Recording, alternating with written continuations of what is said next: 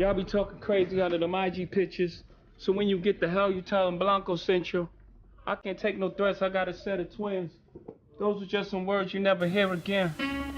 What's up, family? It's your boy, it's the Urban Sports Guru. I'm still here in the building.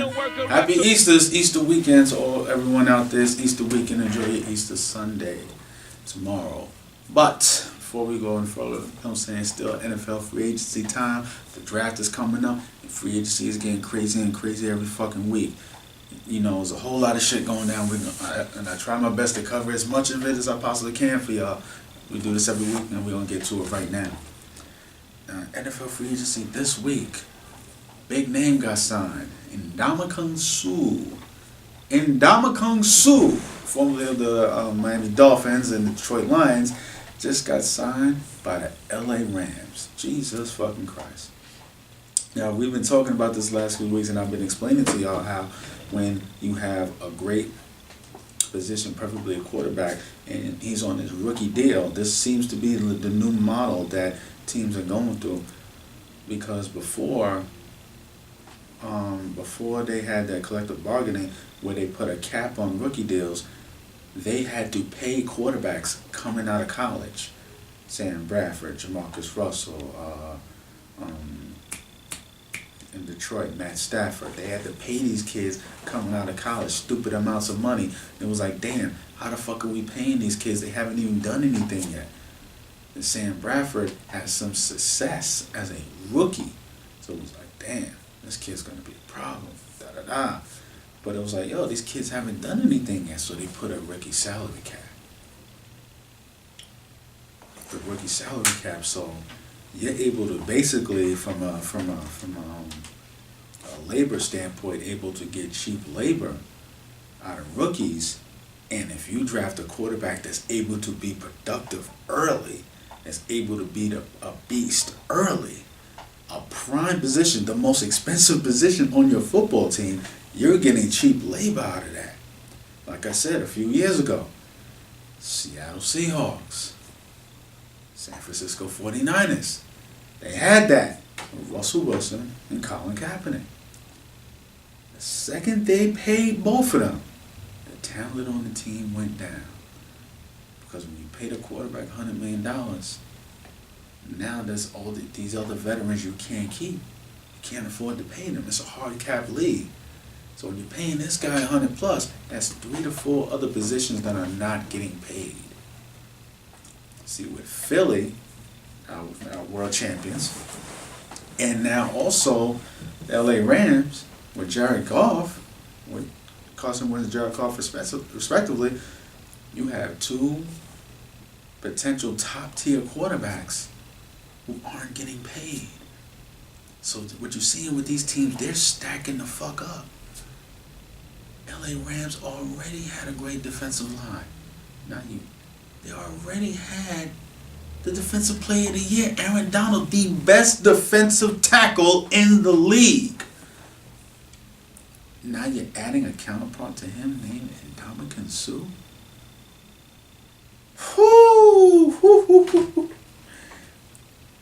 Aaron Donald is everything that Ndamukong Suh is supposed to be. I say that because Ndamukong Suh, and been a free agency, he said, I'm going to the highest bidder. Like, he let it be known out that he's playing for money.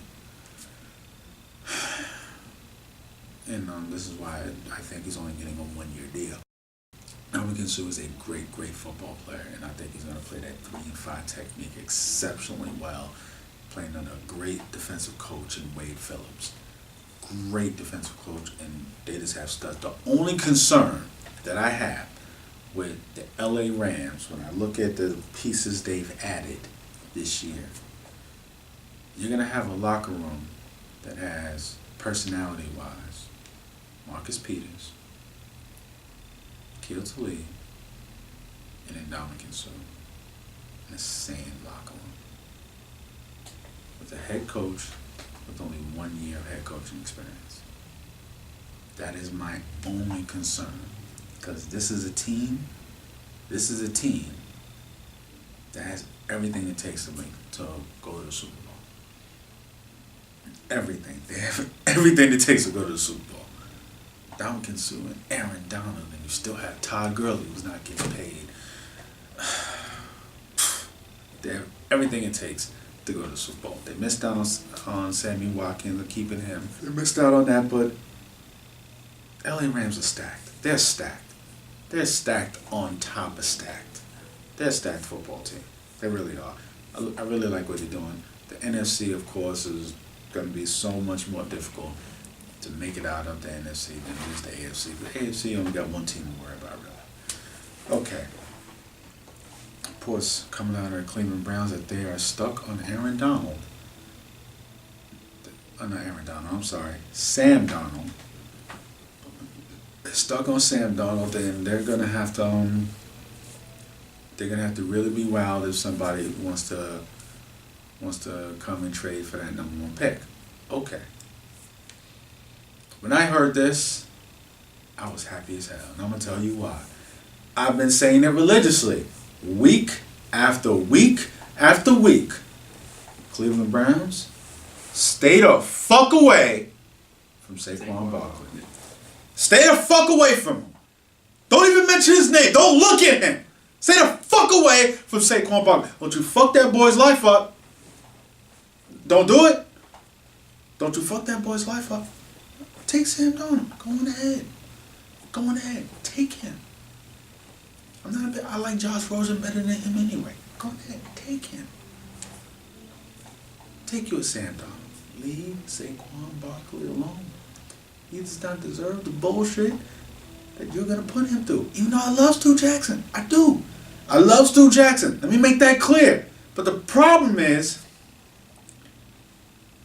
he knew the team he took a coaching job to. He could have waited for a better job to open up. You decided to go to Cleveland. A terrible organization. God-awful organization. And this is why you're going through what you're going through right now. But I must say, you leave him alone, that opens us, for us, my Giants. New York, you see the Yankees, I'm on my New York shit. That opens for us to get Saquon Barkley. That means we could have a revamped offensive line with Saquon Barkley as my tailback, Odell Beckham on the outside, Sterling Shepard, and Evan Ingram at tight end. Who's not going to want those kind of skill positions with a better offensive line? And I've said it before, and I'm going to say it again, and I'm going to keep on saying it. I'm going to speak it into existence because I really believe this is going to happen. We, my Giants, get Saquon Barkley, and he will do for Eli what Terrell Davis did for John Elway. Saquon Barkley will do for Eli Manning what Terrell Davis did for John Elway. You call me crazy now. Going ahead. I don't give a fuck. But when you see this shit happening, remember, Guru told you first. Now, furthermore, I want to talk about the Pittsburgh Steelers and how they're fucking over Le'Veon Bell. Now, I've watched this story the whole week. And I understand, NFL's a hard cap league. You know what I'm saying? People understand when we hear the term hard cap league. In basketball, there's a salary cap, but they have what's called the luxury tax. So an owner can go over the salary cap, and for every dollar he goes over the salary cap, he will have to pay what is called the luxury tax. So you can afford to pay as much as you want if you are willing to pay the luxury tax. This is what they have in basketball. They have a similar thing in baseball. So you can still afford any players you want as long as your owner is willing to spend some money. In football, however, doesn't work the same way. It is a hard cap league. Every single year, the cap will increase in inflation anywhere from between $6 to $10 million. So that $6 to $10 million in increase, give or take, that gives you the ability to sign a decent player, like one extra decent player.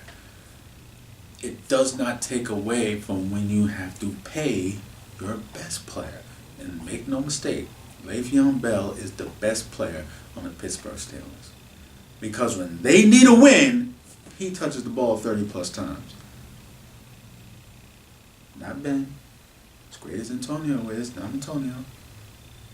Le'Veon Bell. They lean on him. And they know that he's their bell cow. They lean on him. And now, in the wake of all of that, knowing the way they need him come season time, but come contract time, they shortchanging him. They're shortchanging him because the lifespan for running backs can be very, very short. Very, very short. Because they get hit in ways that other positions don't get hit. And they get hit like that every single play. So the guys who are able to be successful at the running back position past a certain age are the guys who are Hall of Famers. So when a guy hit a certain age, and for you to give him a big contract, you're basically betting that this guy's going to be a Hall of Fame type running back. Not a guy who's just going to do this for a few years and flame out and lose a step. The problem I have with what Pittsburgh is doing, I have a big problem with it, and here it is. And I don't hear nobody else saying this, but I see this. I see the forest from the trees. I see down the line. They're setting up Mike Tomlin to fail. Because mark my words, Mike Tomlin has a short, like that better term, he has a short leash.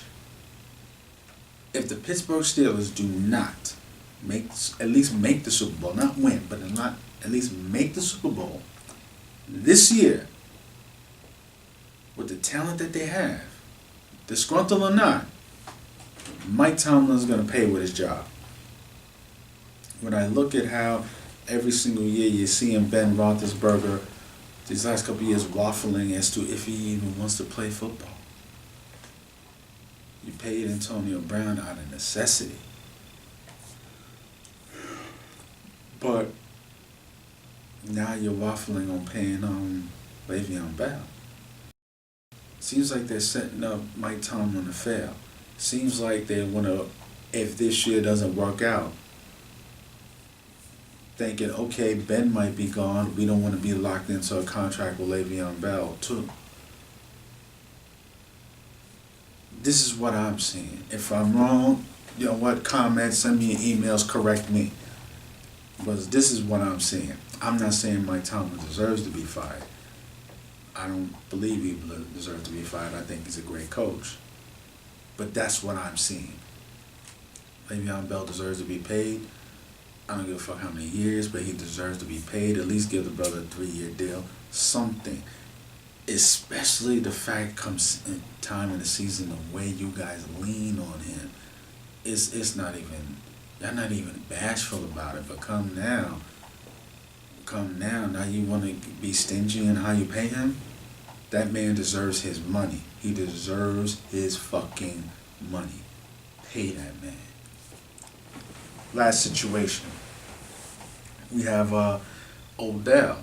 My guy, Odell Beckham, my New York Giants. Now, all this talk I'm hearing, all this bullshit all week saying about Giants might trade him. Let me tell you right now, Giants are not trading Odell. My Giants are not trading Odell. Thank God. They are not trading Odell. But I'm going to tell you why I'm a little upset with Odell.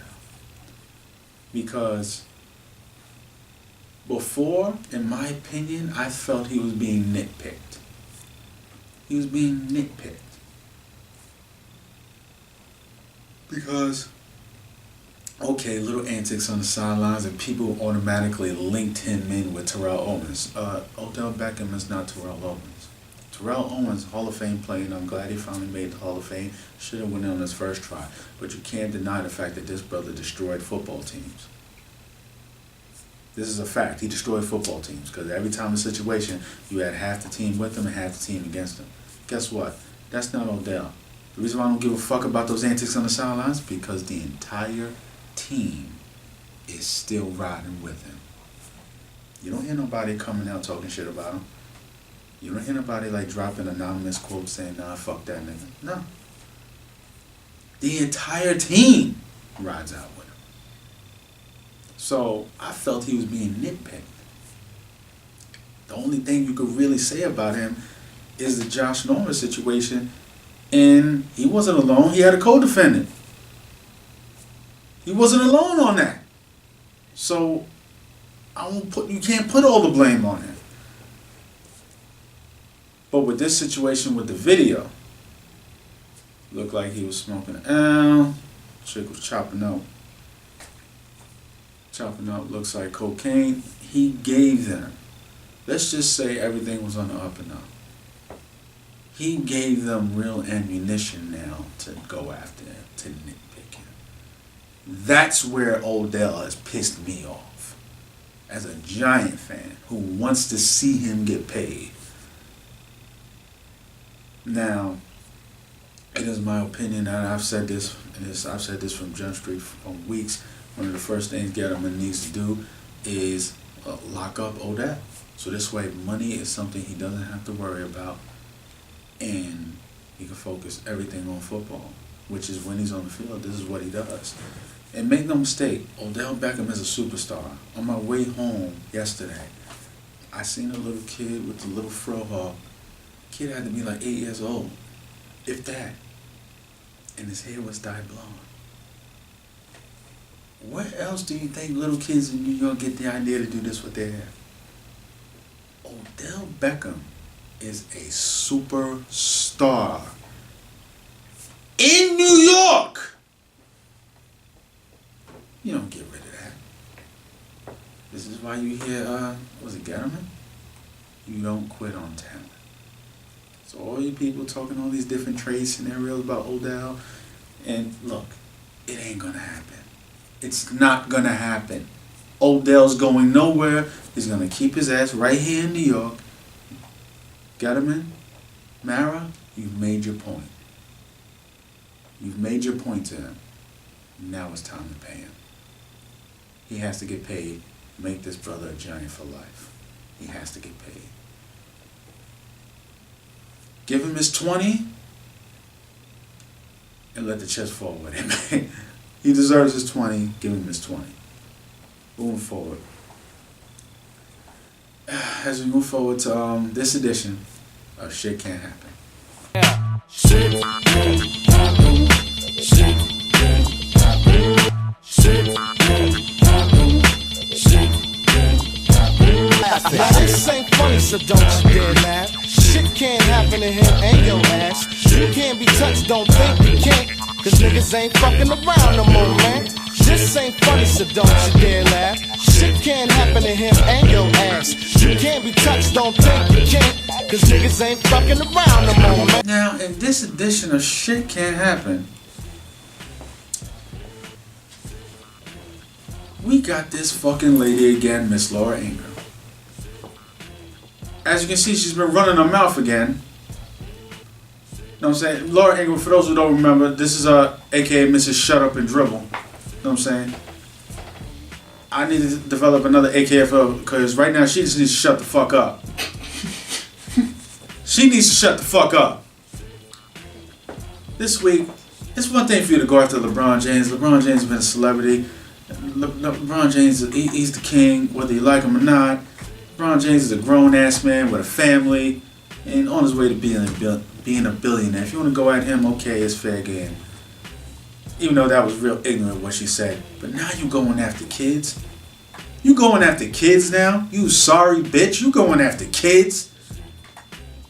This woman tweeted this week about David Hogg, one of the survivors from the Parkland shooting in Florida, who's kind of developing his own young movement that I spoke about in the video last week or a couple of weeks ago. Doing some good things. She's taking shots at him on Twitter. David Hogg rejected by 4 colleges to which he applied and whines about. Deemed by UCLA with a 4.1 GPA, totally predictable given acceptance rates. You sorry bitch, you going after kids? You going after kids? you know what? This ain't no ordinary kid. I respect this young brother. He flexed his social media muscle. Wanna know why? Cause that bitch thought shit couldn't happen. He tweeted back, "This is just sad. I'm so sorry to all those at Ingram Angle was hurt. We are